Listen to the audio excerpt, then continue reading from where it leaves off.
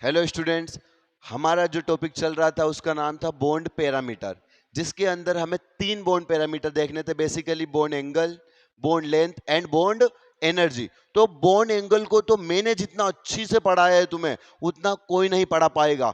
उस लेक्चर की लिंक मैं तुम्हें इस लेक्चर के कमेंट सेक्शन में पुट कर दूंगा, वहां पे डाल दूंगा। अब ध्यान से देखो, अभी जो हमारे जो दो बॉन्ड पैरामीटर बचे हैं वो कौन कौन से बेटा? एक तो बॉन्ड लेंथ एंड एक बॉन्ड एनर्जी। तो बॉन्ड एंगल को तो हम प्रीवियस लेक्चर में पूरा अच्छी तरीके से कवर कर चुके हैं। अब तुम्हारा काम है, तुम्हारी कोचिंग का मॉड्यूल उठाओगे और सारे बॉन्ड एंगल के क्वेश्चन लगा दो, बट उससे पहले एटलीस्ट 2 बार मेरा लेक्चर जरूर देख लेना। तो आज बिना टाइम वेस्ट करे हम हमारे नेक्स्ट बॉन्ड पैरामीटर पे चलेंगे। देखो, बॉन्ड पैरामीटर में बॉन्ड एंगल हमने अच्छे से इन डिटेल कवर कर रखा था। ये सारा हमने डिटेल में देख रखा है कि 5 स्टेप्स थी। 5 स्टेप्स में हम कभी रेगुलर स्टेप को फॉलो करेंगे तो हम दुनिया का कोई सा भी मॉलिक्यूल होगा उसका बोन एंगल आसानी से कंपेयर कर सकते हैं। तो ये बोन एंगल को तो डिटेल में देख रखा था। अब चलते हैं हम हमारे। अच्छा बच्चों, ये एक होमवर्क क्वेश्चन था, इसका आंसर ये है। देखो, होमवर्क क्वेश्चन क्या था? वाई एक्स जेड, इसका आंसर आएगा कमेंट सेक्शन में। कभी आपने देखा होगा तो मैक्सिमम आंसर यही थे। यहाँ पर क्या हुआ था? फ्लोरीन दुनिया का मोस्ट इलेक्ट्रोनेगेटिव एलिमेंट है, तो यहाँ पर वो अपनी तरफ इलेक्ट्रॉन खींचेगा, तो सेंट्रल मेटल के एटम के पास इलेक्ट्रॉन डेंसिटी कम हो जाएगी, तो बॉन्ड अपना पास पास आ जाएगा और बॉन्ड एंगल कम हो जाएगा। जबकि हाइड्रोजन और क्लोरीन में कैसे देखेंगे? कभी टर्मिनल एटम हमारा फ्लोरीन नहीं होता है, तो कैसे देखते हैं बच्चों? जो टर्मिनल एटम की साइज बड़ी होगी वहां पर रिपल्सन ज्यादा होगा तो बॉन्ड खुल जाएगा, और बॉन्ड खुल जाएगा तो बॉन्ड एंगल बढ़ जाएगा। इसीलिए Y का बॉन्ड एंगल ज्यादा होगा एज कंपेयर टू X, और Z का तो हमारा सबसे कम आ जाएगा। तो बॉन्ड एंगल का हमारा आंसर क्या आएगा? YXZ। तो ये हमारा प्रीवियस लेक्चर का होमवर्क था, जो कि मैंने यहाँ पे आंसर लिख रखा है। अब आते हैं हम हमारे नेक्स्ट पैरामीटर, जो कि आज से हमें स्टार्ट करना है, bond length. Basically bond length होता क्या है? बॉन्ड लेंथ मतलब हमारे पास कभी दो एटम के बीच के न्यूक्लियस की डिस्टेंस को हम नापेंगे, मेजर करेंगे, तो वो जो लेंथ आएगी वही हमारे क्या होगा? Bond length. जैसे मेरे पास एक एटम है ए, यहां पर मैंने इसका जो न्यूक्लियस है वो यहां है, दूसरा एटम है बी, उसका न्यूक्लियस यहाँ है, तो यहां से यहां तक के इन दोनों के इंटर न्यूक्लियस डिस्टेंस को क्या बोलेंगे? Bond length. तो डेफिनेशन क्या हो जाएगी बच्चों? It is the inter nuclear distance between two bonded atom, दो बॉन्डेड एटम के बीच का इंटर न्यूक्लियर डिस्टेंस को क्या बोलेंगे? Bond length. बस आपको इसमें एक रिलेशन याद रखना है। ये रिलेशन याद रखोगे सारे बॉन्ड लेंथ के क्वेश्चन बन जाएंगे, ठीक है? रिलेशन क्या है? इलेक्ट्रोनेगेटिविटी ज्यादा तो बॉन्ड लेंथ कम। अब भैया ऐसा होता क्यों है? ध्यान से देखो, कभी मेरे दो एटम है, उनके बीच में अच्छी ओवरलैपिंग हुई है, कभी अच्छी से ओवरलैपिंग हो रखी है, तो उनकी इलेक्ट्रोनेगेटिविटी का डिफरेंस ज्यादा होगा, तभी उनमें इतनी अच्छी ओवरलैपिंग हुई हो रखी होगी। तो इनकी ओवरलैपिंग ज्यादा अच्छी है, तो बॉन्ड के दोनों एटम के न्यूक्लियस क्या और पास आ जाएंगे, तो हमारी बॉन्ड लेंथ क्या कम हो जाएगी? हाँ, बॉन्ड लेंथ क्या हो जाएगी? कम हो जाएगी। इसीलिए मैंने रिलेशन पहले ही लिखा है, इलेक्ट्रोनेगेटिविटी ज्यादा तो बॉन्ड लेंथ कम, और दूसरा एस कैरेक्टर ज्यादा तो भी बॉन्ड लेंथ कम होगी। आपने VSEPR में देखा था sp3d, sp3d वाले हाइब्रिडाइजेशन में क्या होता था? एक्सियल बॉन्ड लेंथ हमारी ज्यादा थी एज कंपेयर टू इक्विटोरियल वाली ट्राइगोनल बाइपिरामिडल, याद है? तो एक्सियल क्यों ज्यादा थी? क्योंकि वहां पर एस कैरेक्टर जीरो था, जीरो। तो जहां एस कैरेक्टर जीरो होगा वहां की बॉन्ड लेंथ ज्यादा होगी, मतलब एस कैरेक्टर के इनवर्सली प्रोपोर्शनल है हमारा बॉन्ड लेंथ। तो इन दोनों पैरामीटर को ध्यान रखेंगे तो सारे क्वेश्चन बन जाएंगे। अब करते हैं हम खूबसूरत से क्वेश्चन। ध्यान से देखो, पहला क्वेश्चन है, कार्बन कार्बन के बीच का जो बॉन्ड लेंथ है वो इनमें कंपेयर करना है, किसका ज्यादा होगा? तो ध्यान से देखो, हमने देखा एस कैरेक्टर जिसका ज्यादा वहां पर बॉन्ड लेंथ कम होगी। तो क्या मुझे तुम बता सकते हो इस कार्बन पर एस कैरेक्टर कितना होगा? क्या इसका हाइब्रिडाइजेशन sp है? हाँ भैया, इस कार्बन का हाइब्रिडाइजेशन sp है। इस कार्बन का हाइब्रिडाइजेशन भी क्या है? sp। अल्कीन में दो सिग्मा बॉन्ड हाइड्रोजन की वजह से एक सिग्मा बॉन्ड यहां पर, तो 3 सिग्मा बॉन्ड, मतलब इसका हाइब्रिडाइजेशन क्या हो जाएगा बच्चों?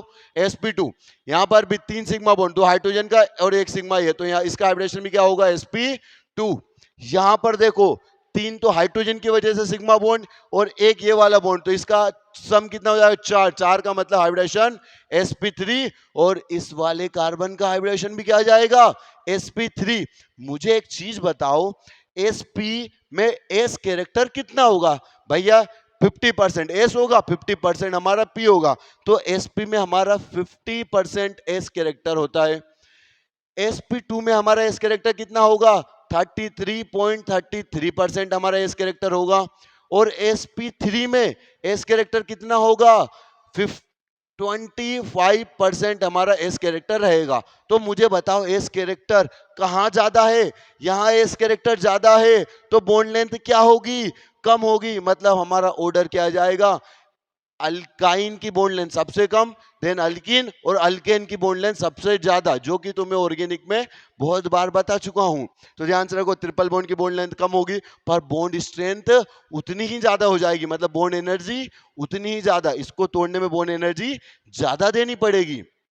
ठीक है, तो ये था हमारा पहला इजीएस्ट क्वेश्चन।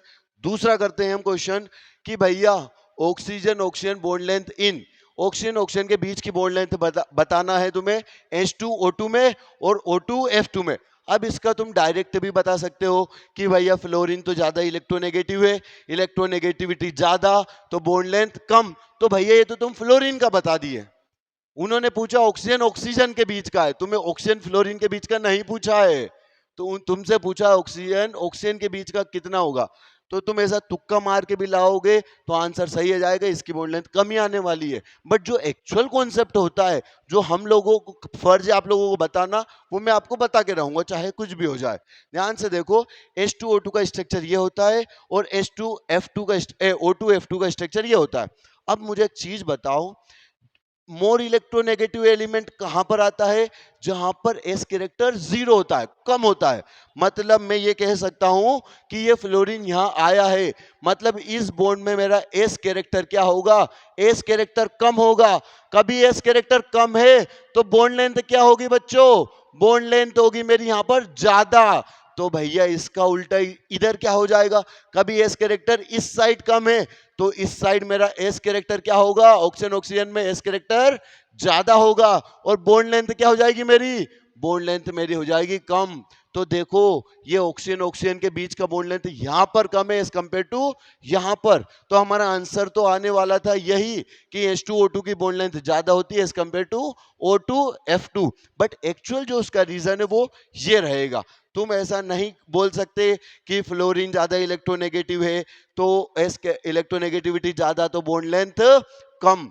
तो वो तो तुमने यहाँ का बताया है, तो यहाँ का उन्होंने पूछा नहीं। एक्चुअल जो रीजन है उन्होंने पूछा ऑक्सीजन ऑक्सीजन का, तो तुम इसी तरीके से आगे बढ़ोगे, इस तरीके से आगे बढ़ोगे, कभी गलत ना होगा। ऐसे बहुत सारे क्वेश्चन आएंगे, कब तक तुम रटोगे? अब ध्यान से देखो, दूसरा क्वेश्चन है nitrogen nitrogen bond length in. अब नाइट्रोजन नाइट्रोजन की बॉन्ड लेंथ बतानी है। अब इसका स्ट्रक्चर मैं पहले ही बना रखा हूं, N2F4 N2H4। किसकी बॉन्ड लेंथ ज्यादा होगी? तो पहले स्ट्रक्चर बनाया। अभी बताया मैंने कि जहां एस कैरेक्टर कम होता है वहां पर हमारा मोर इलेक्ट्रोनेगेटिव एलिमेंट आता है। यहां फ्लोरीन आया है, मतलब इस वाले बॉन्ड में एस कैरेक्टर क्या होगा? कम होगा। मतलब यहां की बॉन्ड लेंथ क्या होगी? ज्यादा होगी। तो इसका उल्टा, इस वाले बॉन्ड में यहां पर एस कैरेक्टर ज्यादा होगा और यहां पर बॉन्ड लेंथ क्या होगी? कम होगी। तो भैया बॉन्ड लेंथ हमारी N2F4 की कम आई है एज कंपेयर टू N2H4 से, तो N2H4 वाली ज्यादा बॉन्ड लेंथ रहेगी। अब तुम याद रख सकते हो कि जहां O2F2 वाला आएगा तो उसकी बॉन्ड लेंथ कम होगी और N2F2 वाले की भी बॉन्ड लेंथ कम होगी, हाइड्रोजन वाले की ज्यादा होगी। अब तुम इसको याद रख सकते हो, बट एक्चुअल जो प्रोसेस है वो यही है।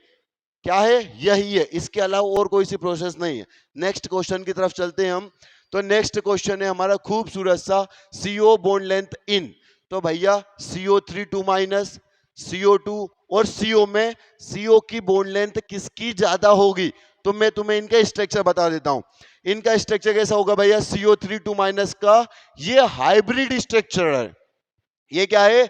हाइब्रिड स्ट्रक्चर है। हाइब्रिड स्ट्रक्चर में मुझे साफ साफ दिख रहा है, अपनी खुली आंखों से दिख रहा है कि यहां पर पार्शियली डबल बॉन्ड है।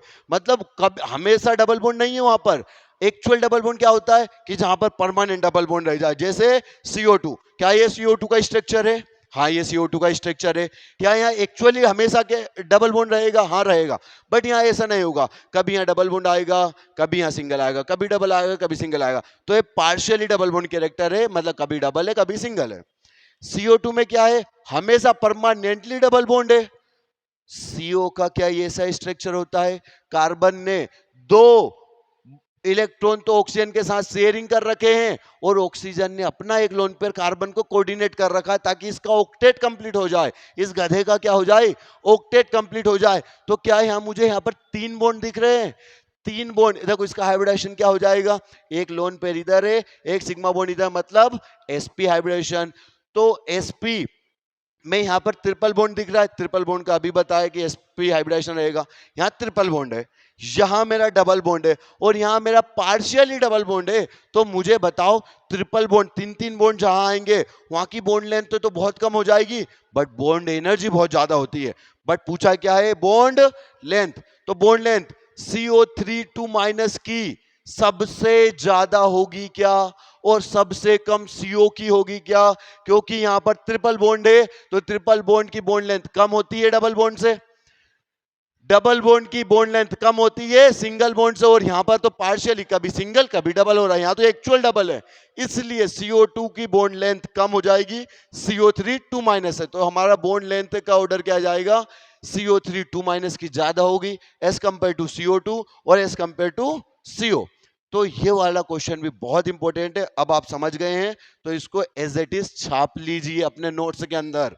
ठीक है बेटा, कॉपी के पेन लेके बैठो और छापते जाओ। क्वेश्चन जितने भी करवा रहा हूं एज इट इज उनको उतार लो। अब चलते हैं हमारे नेक्स्ट क्वेश्चन पे। क्या बता रहा है? HF, HCl, HBr, HI। मुझे एक चीज बताओ, सबसे ज्यादा इलेक्ट्रोनेगेटिविटी का डिफरेंस कहां आएगा? देखो H और F में सबसे ज्यादा इलेक्ट्रोनेगेटिविटी का डिफरेंस आएगा, सबसे ज्यादा इलेक्ट्रोनेगेटिव का डिफरेंस आएगा, तो यहां पर ओवरलैपिंग बहुत अच्छी होगी, बहुत अच्छी होगी। तो इनकी डिस्टेंस कम हो जाएगी, इनकी डिस्टेंस कम हो जाएगी, इनके इंटरन्यूक्लियर डिस्टेंस कम होने के कारण क्या बॉन्ड लेंथ यहां की कम होगी? और आयोडीन की साइज बड़ी है तो उसका न्यूक्लियस और हाइड्रोजन, सभी में हाइड्रोजन ओवरलैप करने आ रहा है, तो आयोडीन की जब पहले से ही साइज बड़ी है तो उसके न्यूक्लियस से हाइड्रोजन के न्यूक्लियस की डिस्टेंस सबसे ज्यादा होगी as compare to fluorine. Fluorine की साइज छोटी है तो फ्लोरीन का न्यूक्लियस और हाइड्रोजन का न्यूक्लियस पास पास रहेगा, तो इनकी बॉन्ड लेंथ क्या होगी? कम होगी। तो सबसे कम बॉन्ड लेंथ होगी HF की, उससे ज्यादा होगी HCl की, उससे ज्यादा होगी HBr की, और उससे ज्यादा होगी HI की, क्योंकि आयोडीन की साइज सबसे बड़ी है। अब आते हैं हमारे नेक्स्ट क्वेश्चन पे। देखो हिंट भी दे रखा था, इलेक्ट्रोनेगेटिविटी का डिफरेंस जिसमें ज्यादा होगा, इलेक्ट्रोनेगेटिविटी का डिफरेंस जिसमें ज्यादा होगा उसकी बॉन्ड लेंथ क्या हो जाएगी? कम हो जाएगी। ये हिंट दे रखा है इन दोनों क्वेश्चन के लिए। अब मुझे बताओ, ठीक है, यही क्वेश्चन मैंने बॉन्ड एंगल में भी करवाया है। तो बॉन्ड एंगल, कभी बॉन्ड एंगल पूछे, अभी तो उन्होंने बॉन्ड लेंथ पूछा, बट कभी बॉन्ड एंगल पूछे तो सेंट्रल मेटल एटम की इलेक्ट्रोनेगेटिविटी जिसकी ज्यादा उसका बॉन्ड एंगल ज्यादा, बॉन्ड एंगल तो इसका ज्यादा होगा। बट बॉन्ड लेंथ पूछेंगे तो मुझे बताओ बॉन्ड लेंथ किसकी ज्यादा होगी? यहाँ पर इलेक्ट्रोनेगेटिविटी का डिफरेंस क्या है? ज्यादा है, तो यहाँ की बॉन्ड लेंथ क्या होगी? कम होगी। देखो नाइट्रोजन ज्यादा इलेक्ट्रोनेगेटिव होता है एज कंपेयर टू एंटीमनी, तो यहां पर इलेक्ट्रोनेगेटिविटी का डिफरेंस ज्यादा, बॉन्ड लेंथ कम। दोनों के दोनों सेम क्वेश्चन थे, इसीलिए दोनों के लिए सेम हिंट है। नेक्स्ट क्वेश्चन है हमारा खूबसूरत सा, find out the number of CRO equal bond length. तो ये तो मैं आपको होमवर्क देने वाला हूं, ठीक है भैया, ये आपके लिए रहेगा होमवर्क। आपकी मदद में बस इतनी सी कर सकता हूं कि Cr2O7 2- का स्ट्रक्चर में आपको बना देता हूं। अब आपको बताना है CRO में equal double bond, equal bond length कौन सी वाली? डबल बॉन्ड वाली कितने की होगी? कितने ऐसे बॉन्ड होंगे जिसमें क्रोमियम ऑक्सीजन की बॉन्ड लेंथ बराबर होगी? तो ये रहा इसका खूबसूरत सा स्ट्रक्चर। अब इसमें से आप मुझे देख के बता देंगे कमेंट सेक्शन के अंदर कि क्या इसका आंसर रहेगा। हम चलते हैं हमारे नेक्स्ट पैरामीटर और लास्ट पैरामीटर, बॉन्ड एनर्जी। अब भैया बॉन्ड एनर्जी होती क्या है? बॉन्ड एनर्जी, देखो जिसकी बॉन्ड लेंथ कम थी उसको तोड़ने में ज्यादा एनर्जी देनी पड़ेगी। भैया वो आसानी से टूट जाएगा क्या? मैं तुम्हें तुम्हारी भाषा में समझाता हूं। देखो कभी तुम्हारा किसी के साथ नजदीकी ज्यादा है, तुम्हारी किसी के साथ नजदीकियां ज्यादा है तो मैं कितनी ही तुम्हें उसके बारे में चुगली करूं, क्या तुम्हारा बॉन्ड टूटेगा? नहीं टूटेगा। तो वही यहां पर भी है, कभी तुम्हारा इलेक्ट्रोनेगेटिविटी ज्यादा है तो नजदीकियां ज्यादा है, नजदीकियां ज्यादा है तो ओवरलैपिंग अच्छी हो रही है, ओवरलैपिंग अच्छी हो रही है तो बॉन्ड लेंथ कम, तो उस बॉन्ड को तोड़ने के लिए बॉन्ड एनर्जी ज्यादा देनी पड़ेगी। अब देखो वही amount of energy released when amount of energy released when 1 mole of chemical bond is formed। देखो ये तो हो गई इसकी डेफिनेशन, ठीक है। बट तुम्हें याद रखना है इसमें भी ये वाला खूबसूरत सा रिलेशन, कभी ये रिलेशन याद है तो आपके बॉन्ड एनर्जी के भी क्वेश्चन हो जाएंगे। बस इस रिलेशन के बाद क्वेश्चन ही क्वेश्चन है। मुझे एक चीज बताओ, कभी बॉन्ड लेंथ ज्यादा होगी, कभी दूरियां ज्यादा होगी, दूरियां ज्यादा होगी तो क्या मैं आसानी से बॉन्ड तोड़ दूंगा? हाँ, मैं उसको आसानी से तोड़ दूंगा।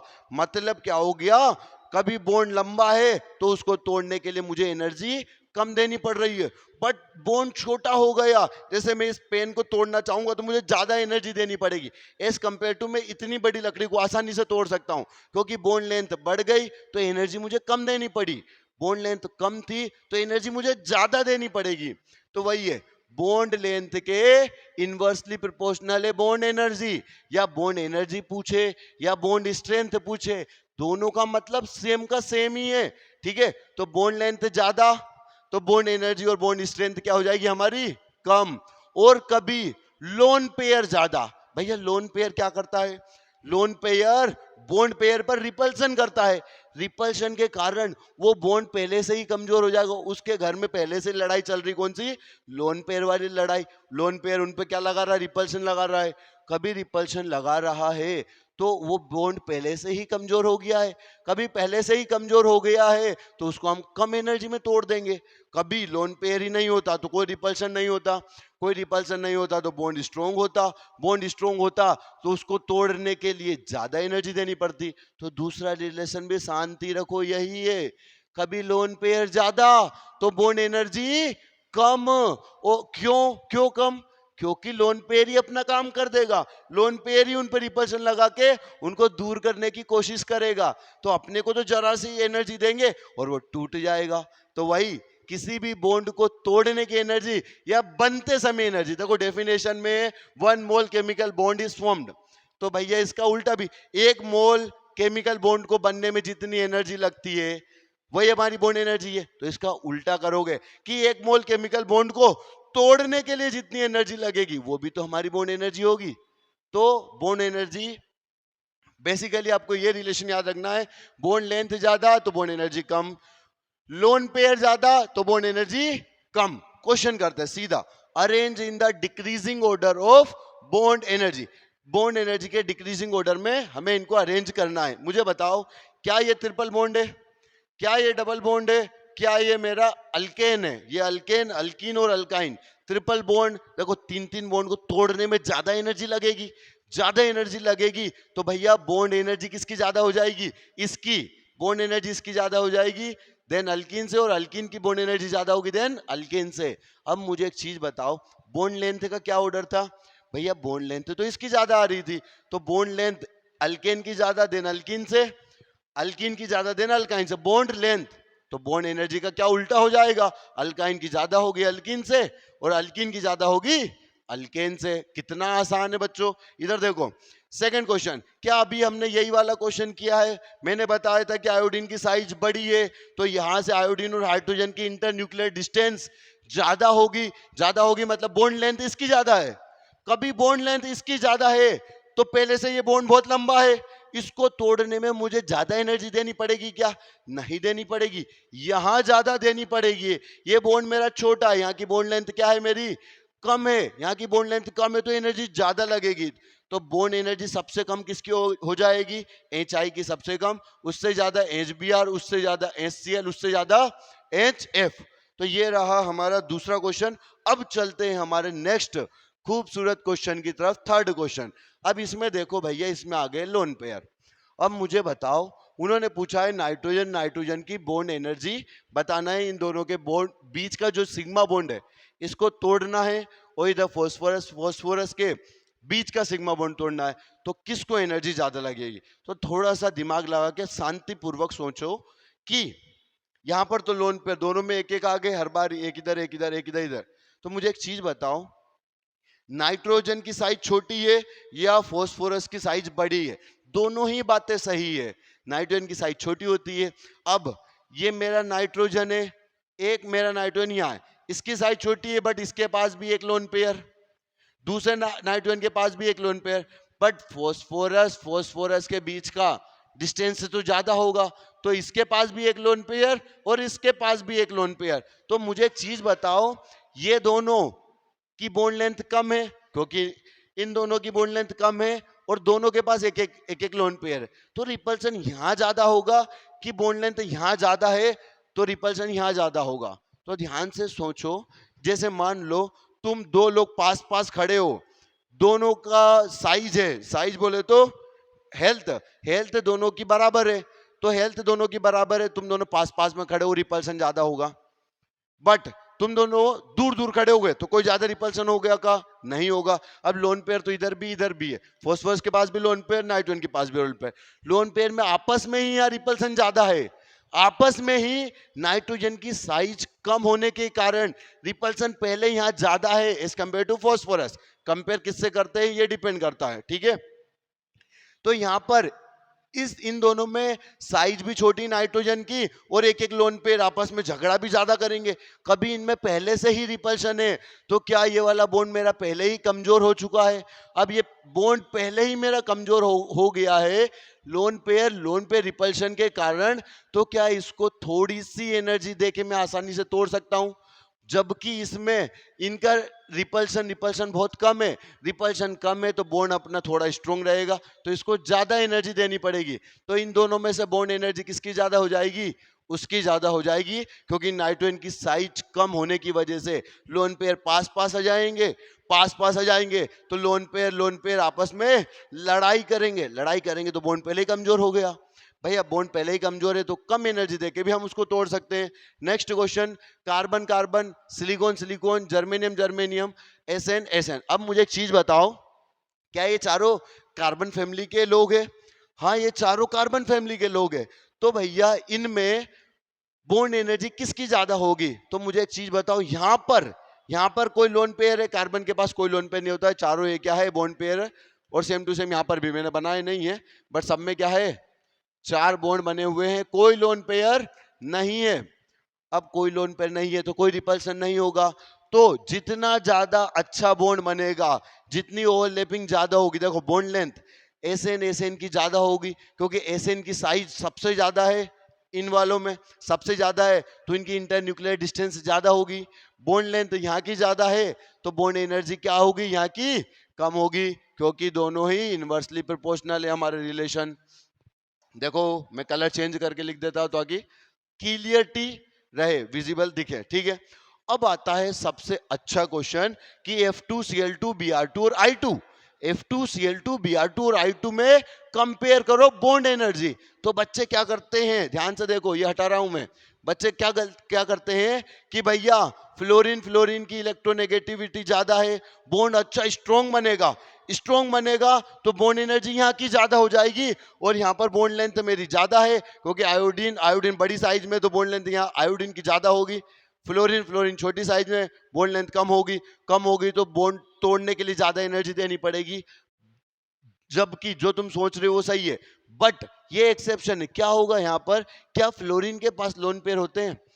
फ्लोरीन के पास लोन पेयर होते हैं तो भैया मेरे दोनों ये फ्लोरीन, इसके पास कितने लोन पेयर? 1 2 3, इसके पास भी 3 लोन पेयर। और क्या मुझे बताओ, फ्लोरीन की साइज भी अपने ग्रुप में सबसे कम होती है? कभी साइज सबसे कम है और 3 लोन पेयर है। देखो यहाँ तो नाइट्रोजन के पास एक ही लोन पेयर था, बट फ्लोरीन के पास कितने लोन पेयर है?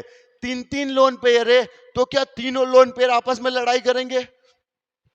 तो तीनों लोन पेयर आपस में लड़ाई करेंगे तो उनमें रिपल्सन तीनों में बहुत ज्यादा हो जाएगा।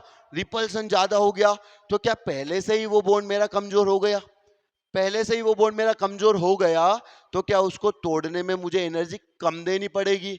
हाँ बिल्कुल सही कहा तुमने, एनर्जी इसमें कम लगेगी। जबकि क्लोरीन, ब्रोमीन, आयोडीन में तो हम बॉन्ड लेंथ के हिसाब से ही आंसर देंगे। अब ऐसा क्यों? क्योंकि आयोडीन की बॉन्ड लेंथ ज्यादा तो बॉन्ड एनर्जी कम लगेगी, बट इस फ्लोरीन की एक्सेप्शनली एनर्जी कहां पहुंच जाती है? इस फ्लोरीन की एनर्जी पहुंच जाती है ब्रोमीन के जस्ट पीछे। तो जो एक्चुअल ऑर्डर आता है वो क्या आता है हमारा? बॉन्ड एनर्जी का जो एक्चुअल ऑर्डर आएगा बॉन्ड एनर्जी का, भैया इसमें आपस में ही पहले से रिपल्शन हो रहा है तो यहाँ बॉन्ड एनर्जी और कम लगेगी। तो सबसे ज्यादा हो जाती है Cl2 की, फिर हो जाती है Br2 की, फिर हो जाती है F2 की, फिर हो जाती है I2 की। जो कि तुम सोच रहे थे कि F2 की तो ज्यादा होनी चाहिए, जबकि इनमें आपस में ही लोन पेयर रिपल्सन होने के कारण फ्लोरीन की क्या हो जाती है?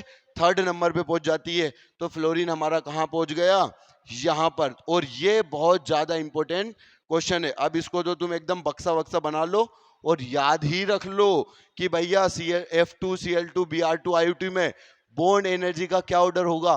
तो Cl2, then Br2, then F2, then I2। अब चलते हैं नेक्स्ट क्वेश्चन की तरफ, और नेक्स्ट और लास्ट क्वेश्चन है हमारा ये।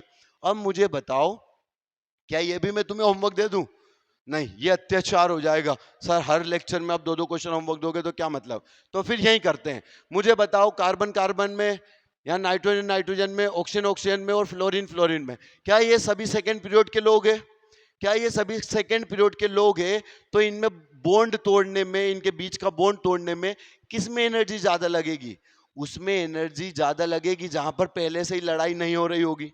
और कम किस में लगेगी? जहां पहले से ही लोन पेयर आपस में लड़ रहे हैं। तो ध्यान से देखो, यहां पर नाइट्रोजन नाइट्रोजन का लोन पेयर आपस में पहले ही लड़ रहा है, तो यहां पर बॉन्ड एनर्जी कम देनी पड़ेगी एज कंपेयर टू यहाँ, क्योंकि यहाँ कोई लोन पेयर नहीं है।